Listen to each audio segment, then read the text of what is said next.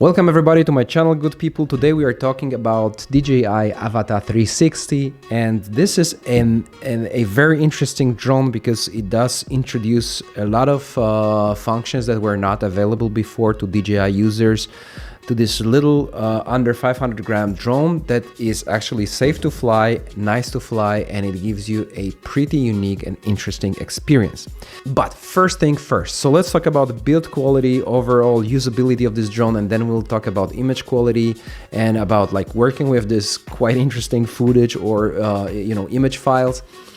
And finally, we will try to answer this question: who is this drone for, and how does it compete with another drone that is on the market out there with anti-gravity A1? So all those things will be answered today. All right, so about build quality, it's pretty straightforward. You have this, clicky mechanism here. When it clicks, you know that this drone is in the position to put it on the ground. This is very important because sometimes you may put it on this lens and then you will scratch it. So don't do that. You see, you rotate, you rotate the camera and you put it like that, and there you have this rubber support. Then you know that you can put this drone on the ground, and this is pretty cool solution because it's very easy to destroy those lenses, because this is super wide angle lens and it sticks out. So to make it secure, this is the way to make it secure. Security is also like big feature of this drone because you have this propeller guards here around. You have pretty nice, sleek, small design. Talking about small, you have not too big battery here. Like always in DJI, with DJI drones, it's in the back. Most importantly, however, you have on the left here these doors where you can access USB-C, where you can put SD card, micro SD card, and very importantly, it does have a 40 gigs of internal storage. And testing this drone, I was using mainly the internal storage of the drone. Before you fly, there's an important information here. If you want to build your already existing RC2 controller with this drone, you have to update firmware to the newest version so that this bad boy here can see that drone. And it's important to use some fast internet connection, because there's a lot of resources to download, not only firmware upgrade but also resources that are dedicated specifically to operate the drone. And interestingly, it is also you can operate it via Google's and controller. You can make this experience more like FPV drone. When talking about accessories, you also have this, camera cover that is like standard thing with DJI drones, and it says 81 decibel. In real life, flying for a client, because I flew for a client with this drone, and it was a new building, a lot of concrete, so I have to admit this drone can get a little loud. So this is something important to remember, that this drone can be loud. So if you want to be quiet and stealthy, that might not be the best choice. However, the dynamic of this drone is also spectacular, so there's this trade-off. Anyways, let's talk about the most important category to me, so what this drone can actually record, and about the image quality. So there are three things basically that the drone can record. It can record 360 8K movies. Of course, you can lower the resolution down to 6K, etc. But 8K is the maximum resolution of the 360 video recordings. Then you have the frontal camera recording only. This turns this drone into more of a FPV type of drone. And this is very cool experience because DJI again is making FPV type of flying accessible to normal people that are not experienced with FPV flights. Here I saw the first problem. While the experience is really cool and I really liked it, like how dynamic this drone is and how easy FPV flying is with this little guy here. But it is easy to break the horizon or break the line of the flight, so the drone does something like rapid change of position. in some scenarios. I don't know, maybe I'm doing something wrong, maybe that was my mistake while operating the drone, but that's my observation. So let me know in the comments below if there's a workaround to avoid this kind of breaking the line type of experience. However, talking about FPV experience, I really loved it. It is a lot of fun and it is very accessible. I didn't try it with goggles, I only tried with RC2, but I guess if you use goggles that would be something even more exciting. Now the third thing you can do, you can record, you can actually take shots, take images, but only 360 images. You cannot use only one camera for the images as for now. But you can take spherical images, 360 images, and then you can reframe it. There's a software called DJI Studio that I'm showing you right now, where you can frame your images. Those are 100 megapixel images, and you can choose the parts of the images you want to export as the final image. You can also animate those images, so create this little planet effect, like little prints, you know, a personal planet, and then you can zoom into the scene, and then you can pan and choose the part of the image you want to focus. And this is actually pretty cool, because in comparison with quick shots known from previous generations of those drones, this drone actually makes it better, makes it look more impressive, and the quality is better because it's just designed to work with this kind of images. Workflow with this drone using DJI Studio is pretty cool. You have to have kind of powerful computer because you are working with 8K images.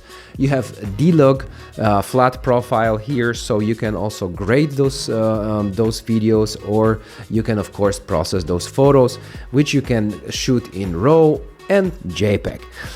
So talking about image quality, it is very difficult in this case because at one hand we are talking about two quite large sensors, like for this size of a drone, because we have you know, two sensors here to record these 360 images, but the image quality actually depends a lot on how much you want to zoom. So if you are okay with this super wide angle type of shot, the image quality is pretty nice. You have a lot of details, you have a lot of sharpness, you have some contrast to work with. It's really okay. There's no noisiness, and I see there's some improvement in color science here, which was always something that I didn't like on DJI drones. You know, this balance between magentas and greens was always a horror to me on DJI drones, but this one kind of solves it, so this is a big pro. Now, if you want to zoom into the image, depending on how close you want to get and how much you want to get rid of this wide angleness, you know, of this lens, then you lose quality, and this is obvious. You can see for yourself and answer to yourself if this is image quality that I like. So my tip here is, if you want to focus on high quality photos, something like DJI Mini 5 would be a better choice, but then you have to actually frame it. Here it's quite impossible not to take the right image, because you just take the, you know, 360 shot, and then you just frame what you want, and you will have the right frame. So that's easy. I mean, it sounds easy, but sometimes me personally, I prefer to frame, you know, my shot right, and then have the shot the way I wanted to have it. But that's just my opinion. However, here you can frame it. So depending on how close you want to get, the image quality will degrade, and this is obvious. Same with 360 footage, it's 8K, so if you're okay with wide angle, the 8K footage looks actually spectacular, but if you want to close up, then it's just okay. Now, FPV drone, FPV mode gives you, first of all, thrill, second of all, pretty nice quality, not the best I would say, but still FPV drones are not famous for amazing quality, so I would call it a win here. Now, important question, who is this drone for? Because I was asking myself this question a lot of times. There's this feeling of innovation here, so if you want something new, something fresh, definitely DJI Avata is this. I would say it's a pioneer drone, but not necessarily this is the case, because there's anti-gravity A1 drone that was released before Avata 360. But I would say that DJI, as usual, nailed it. Why? They nailed it to make it easy to use, to make it usable for an average user. So, for example, I have the license to fly. I have a lot of experience flying drones, not FPV drones, just a little bit, mainly like normal camera drones. So I like photography. Drones come second.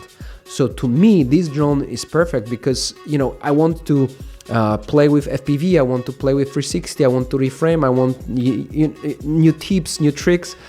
I want new tricks in my sleeve. I have it here, and it's all very easy, and it's, you know, like binded with this DJI environment, which is usually super easy and super smooth to use. So this is it. If you want this FPV thrill and you want something easy, something safe, and something nice and easy to operate, DJI Avata 360 is your answer. And since there's not a lot of competition, and if you're already in DJI ecosystem, and for example, you have a controller that you can bind with your Avata 360, and then you want to expand and buy goggles, this is a great choice. Image quality is okay, as I said, depending on how much you want to close up. Workflow is kind of interesting, but that would be something expected for 360 type of drone, so you have to use DJI Studio or alternative software. If you know about some alternative software that maybe is better to work with, let me know in the comments below. So would I recommend this drone? I had a lot of fun flying this drone, both for my own pleasure and flying for a client that I was, you know, shooting like images of the newly built structure in a neighboring city. Then I would say yes, but I wouldn't personally recommend it as a first drone in my bag. I would still prefer DJI Air 2, 3, or my personal favorite DJI Mini 5 as my main drone, my main camera drone, and this one to have more for fun, special use scenarios, or if you're into sports and if you want something that tracks you great, then this guy is amazing. It has those sensors, it has extra cameras for tracking to keep you in the frame, and then you can reframe it freely however you want, whatever you want. So this actually is really cool. Let me know in the comments below what you think about DJI Avata 360, if you're planning to buy it, or maybe you want to mention something I didn't mention in this review. And one of the things I didn't mention in this review is flight time, that is around up to 20 minutes. So it drains this battery pretty fast, but it's a very dynamic drone. So again, trade-off. I'm done. Okay. See you guys in the next one. Cheers.